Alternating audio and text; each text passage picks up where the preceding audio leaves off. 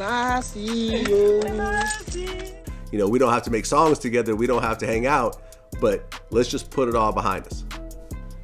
Like I said, like, you never know what God got planned. Like, you know, we mutual right now. Ain't no, I want to kill you. We just mutual, like, you know. Yungeen Ace and Foolio are once again in the news. These two dudes have some of the most insane beef in the rap game right now, and entire crews behind them to back them up. While they haven't really been on anyone's radar in the mainstream for a while now, just recently, some new developments happened. Seems that Yungeen Ace is calling out Foolio for running. How exactly did this go down, and why is the whole internet blowing up about it? A lot of people probably first heard the two Jacksonville crews through tracks like Who I Smoke and When I See You back in 2021. While a lot of people just heard the Vanessa Carlton sample and didn't really pay attention to the lyrics, a lot of us did. The song isn't really as carefree and whimsical as it sounds. Dig even just a little bit into the lyrics and you'll realize that the entire song is basically just listing off dead ops. That being said, people on YouTube were here for it. I mean, this song went crazy and it's undeniably hard. I mean, one fan said it perfectly, saying this is insanely creative regardless of the subject matter, and the entire chorus mixed with their dancing and the melody make it such a catchy song, which makes it even more chilling and creepy. Rip to the people they're talking about, but bruh, the concept, the catchiness, the fact that they singing it so whimsically, you can't deny it's genius. It's actually kind of scary how calm they are talking about these people who are dead. Putting their names on the screen was just too crazy. The rappers on the track are Spinabins, Yungeen Ace, and Fast Money Goon. Those are just a few of the dudes from Yungeen Ace's crew,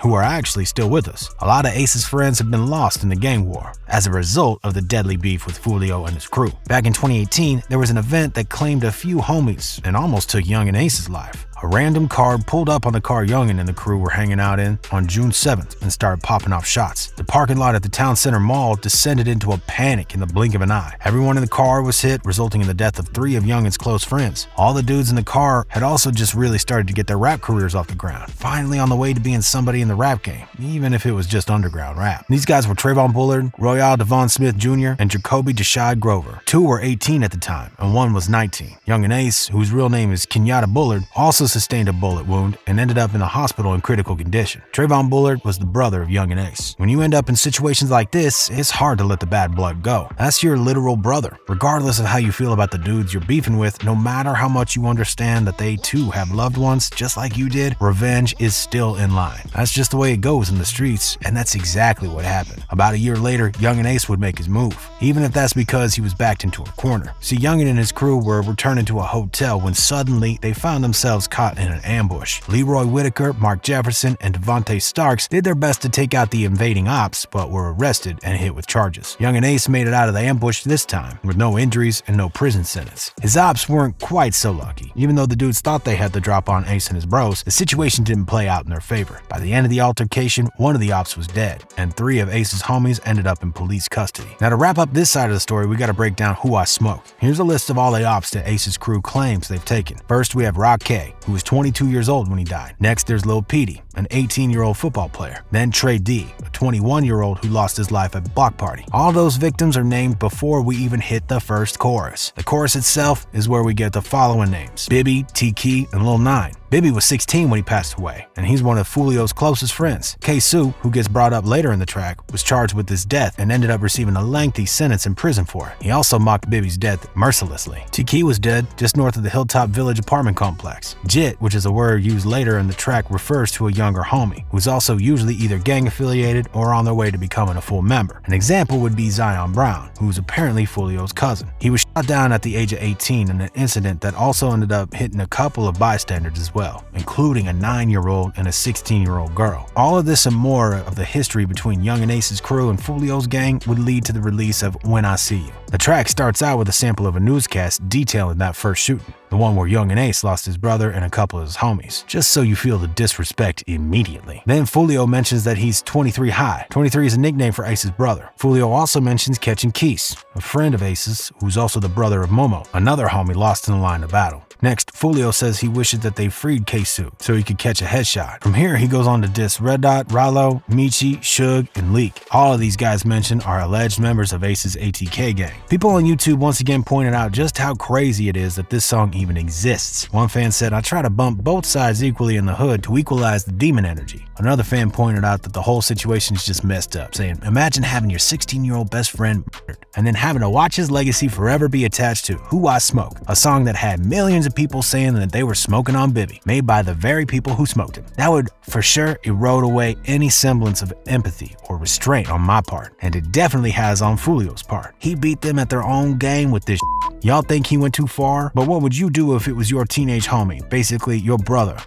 watching his memory being clowned in front of millions of people?" Now, for a while after the track dropped, the beef was pretty quiet. There weren't too many disses passed back and forth, at least not really any out of the ordinary. That is until recently. Apparently, it was found out through clubhouse meetings that there was a pretty recent altercation. Weirdly enough, during the chat, Foolio and Yungeen Ace were talking about the whole thing like they were just some friends who had some sort of disagreement. That being said, what actually happened is that Yungeen Ace and his crew had shown up at a hotel that Foolio and his homies were staying at. Instead of sitting down around to find out what was up, Foolio pretty much immediately dipped out the back door when they got there. No, you trying to throw me off. I know where you at. Why you want? I can't throw you off, cuz. At 6.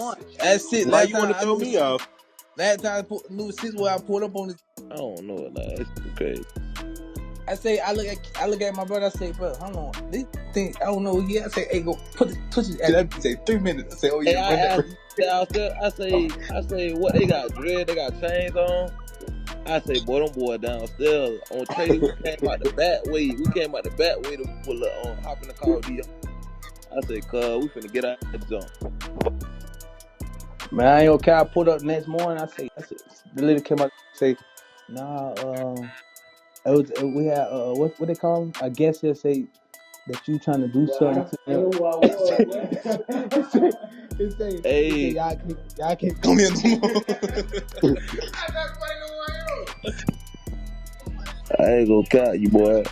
Yungeen Ace was basically calling him out for being soft when he ran. That being said, when you have one of your most bitter ops at your heels, are you really going to turn around and ask him what's up? It would have definitely been the realest thing to do if he would have stood his ground and had a standoff, but how realistic is that? These dudes have had beef with you for taking out some of their closest friends. It's not like you're just about to sort anything out. To make matters worse, recently Foolio had done some interviews. Of course, he's pretty much in his head about the whole thing with Yungeen Ace. See, while of course Ace has the blood of the homies on his hands, there's only so much you can do. There's only so long you can let it eat you up for. A lot of people have pointed out that at this point, Foolio just seems tired. That being said though, that kind of mentality can get you in serious trouble, and in the most recent situation, it seems like it almost did. You let your guard down for 1 second, and you can end up with the ops at your door. It's difficult though, because there's really no way for this whole thing to have a clean break. At the end of the day, it all just comes down to who gets who first. There's really no way a beef with this much blood behind it ends in a truce, as tragic as it is. Of course, as usual, people on Twitter have some words about the whole sitch. One fan said Foolio just said Ace don't stand on business, but Ace and them had Jit running out the back door. If that ain't standing on I don't know what is. Yikes. I mean, to be fair, I don't see how you could talk like that right after this situation. Another fan pointed out how weird it is that they were just casually talking, saying, why Ace and them do Foolio like that in LA? Say that boy ran out his shoes, Foolio admitted to it too. What do y'all think about this whole situation though? It's clear that there's really no way for this situation to end with a clear winner, until it does. Was Foolio right for running away from Yungeen Ace like that, or is that soft behavior? Let us know what you think down below in the comments. And as always, don't forget to keep it RIZZLE. And if you like this video, you should most definitely peep this next one.